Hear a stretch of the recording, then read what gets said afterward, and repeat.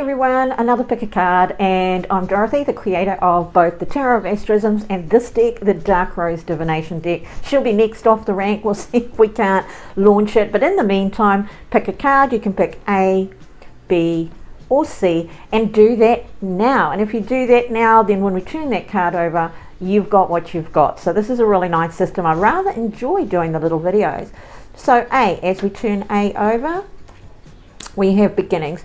Now the beginnings is reversed, so if you've got something you wanted as a new beginning, if you wanted to reunite with someone or something, if you thought you were beginning a new chapter of your life, you're going to find obstacles. Does that mean the beginning doesn't start? Not necessarily, but it means it's not going far. So think very carefully about that.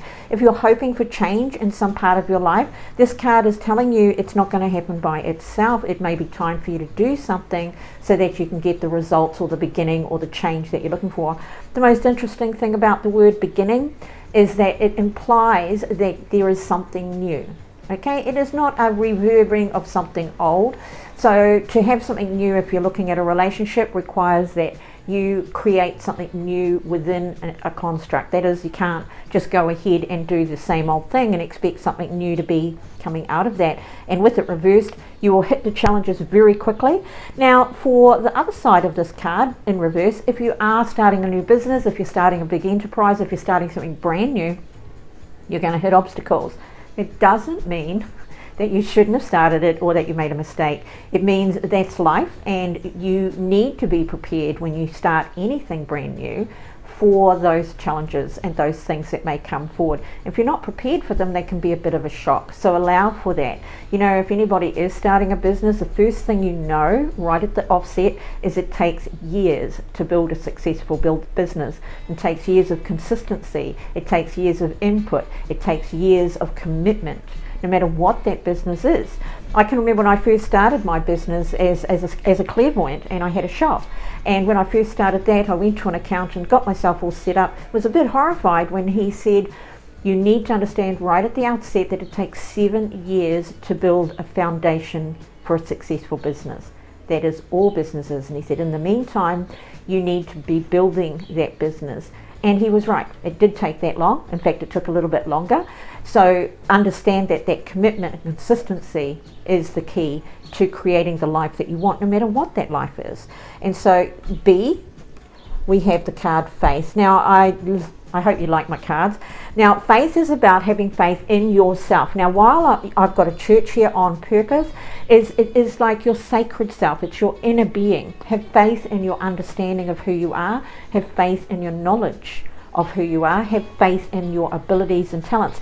This is important because it doesn't mean hang in there.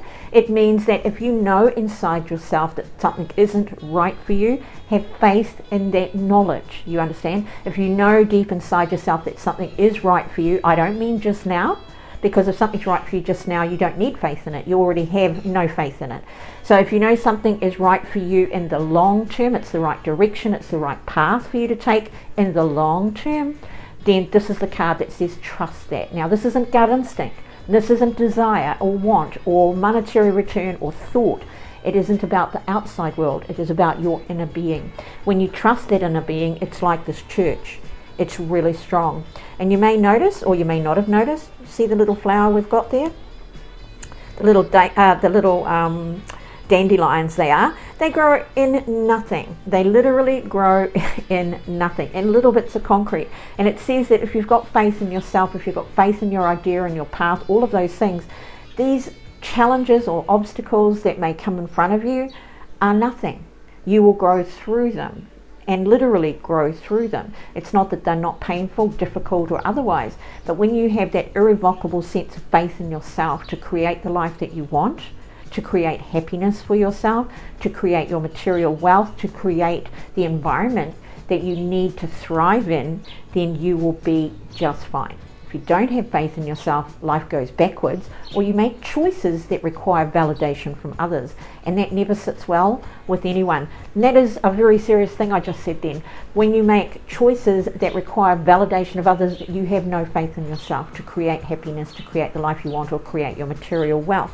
So quite a powerful thing to observe and take note of. Then we go to C. And on C we have insight. You know, I love this card too. You know, I know I created them. It seems a little bit vain, but I just love looking at them when I haven't looked at them for a while. I think, oh, you know, that's pretty damn fine. Inside you can see that we've got the dove, and the world is one of her visions.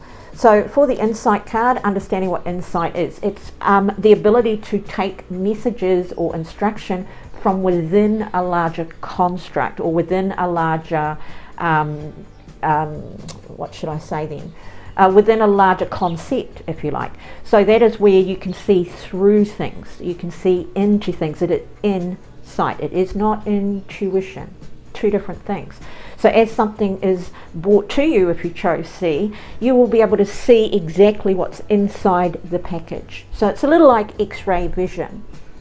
You will be able to discern the important parts of a conversation that could go on for ages, and there could be just this one line in there that makes you think, hang on a minute, everything around that one line has no meaning because that one line is in there. And it's that ability to look at something and assess it without just relying on, well, it looks good to me on the surface.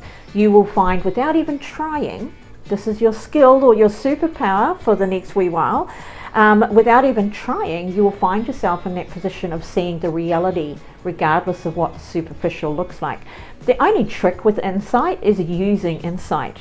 Okay, now these aren't a 3-card reading, so if you chose C, you don't have the power of B. It just doesn't work that way. And if you chose 2 out of 3, you're indecisive. It's time to be more decisive, because when a person chooses a couple of cards when there's only 3, or even if there's a lot of choices, I've done a lot of this sort of stuff in our group, Psychic Co-op on MeWe.